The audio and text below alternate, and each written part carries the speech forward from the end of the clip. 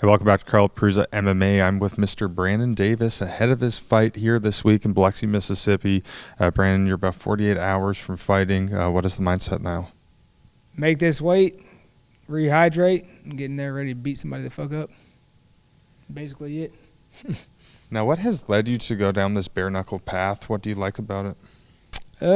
Man, since I got out of the UFC, I mean, I've had some offers on some big fights, but Dean's like a good promoter, giving good fights, and this fight tonight or Friday night's going to be a banger. So I mean, I like to fight. So you give me somebody that's in there to bang with me. Most people could try to run. I don't feel like that he's going to try to do that this fight. So that always interests me. I want to push myself. So I'm excited about it. You know, Dean and Jorge have had really good success with their bare knuckle promotion. I mean, the last one in Jacksonville was a huge show, and you were on that one as well, and they just seem to get bigger and bigger. Do you think they have something special here? Do you think this is going to blow up even more? Absolutely, man. I mean, this is like, you hear Joe Rogan talk about it all the time. I don't think people should wear gloves. If you're going to be fighting, you should be able to knee people on the ground, which they don't allow that in here either. It's MMA, but without the gloves, it's the purest part of the sport.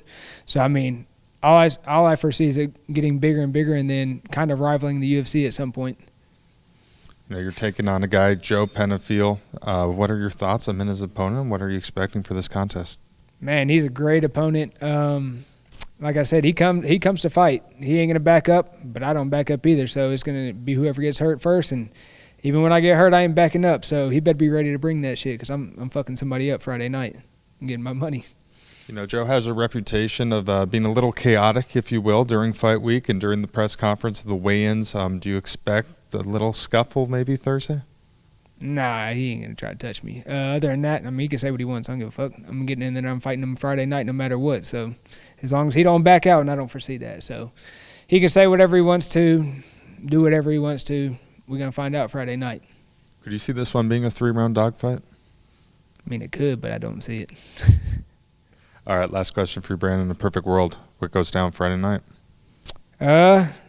He's going to try to shoot a lot. I'm going to stop the shots a lot.